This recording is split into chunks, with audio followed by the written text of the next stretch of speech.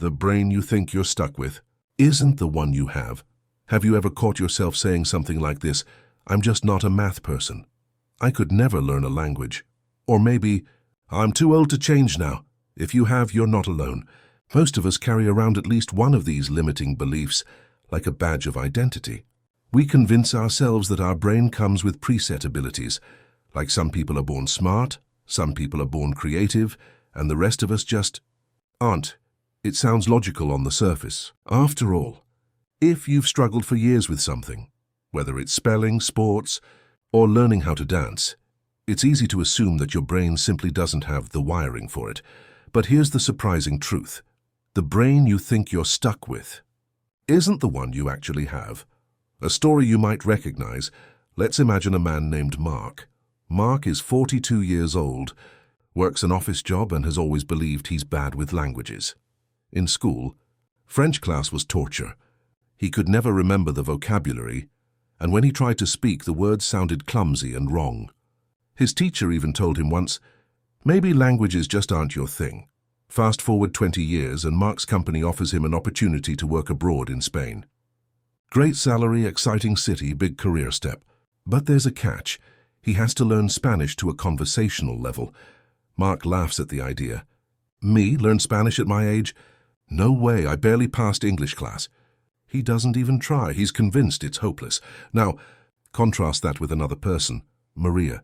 She's 65, retired, and decides she wants to learn Italian because her grandparents were from Naples.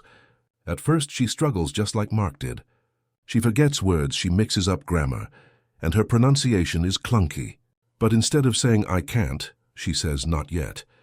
She keeps practicing every day, 5 minutes here, 10 minutes there. Over months, her sentences get smoother. So after a year, she can hold a basic conversation. So what's the difference between Mark and Maria? Talent, age, IQ? No. The difference is belief, and how that belief interacts with something called neuroplasticity. What is neuroplasticity, really? Let's break it down simply. Neuro means brain. Plasticity means flexibility, or the ability to change. So neuroplasticity literally means the brain's ability to change itself. Your brain is made up of billions of neurons, tiny nerve cells that communicate by firing electrical signals. When you practice something new, those neurons fire together in patterns. The more often they fire, the stronger the connection becomes. Think of it like a dirt trail in a forest. Walk that trail once and it's barely visible. Walk it 100 times and it becomes a clear path. Walk it 1,000 times and you've carved out a road. That's how learning works. Whether it's a language, a skill, or even a way of thinking, your brain builds roads where there used to be wilderness. And here's the kicker. This process doesn't stop when you're a child. It happens your entire life. Scientists used to think the brain was fixed after a certain age, like hardened cement. Now we know it's more like clay, always ready to be reshaped. The fixed mindset trap. Why do so many of us believe the opposite?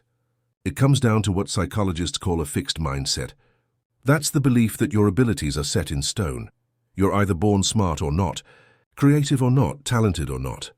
When you live in a fixed mindset, every struggle feels like proof that you're incapable. Fail a math test? It must mean you're not a math person. Struggle with a guitar chord? Clearly you're not musical. Stumble over a new language? Well, obviously your brain just isn't wired that way. But here's the problem. Every time you give up, you rob your brain of the chance to rewire. On the other hand, a growth mindset, believing that abilities can improve with practice, keeps you going long enough for neuroplasticity to work its magic. Real-world proof scientists have tested this over and over. One famous study looked at London taxi drivers. To get their license, these drivers must memorize 25,000 streets and thousands of landmarks. It's called the knowledge, and it can take years to master. When researchers scanned the brains of experienced taxi drivers, they found something remarkable. The part of the brain responsible for navigation, the hippocampus, was physically larger than in non-drivers. Their daily practice of recalling maps and routes had literally reshaped their brains.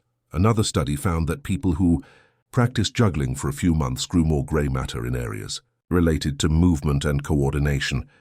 When they stopped juggling, some of that growth faded, proving that use, it or lose it, applies to brain wiring too. Why this matters? For you think back to something you've always wanted to do but told yourself you couldn't. Maybe it's painting, coding, learning piano, or even controlling your temper. Whatever it is, remember this. Your brain is not fixed. It is waiting for repetition, practice, and focus to carve out new paths.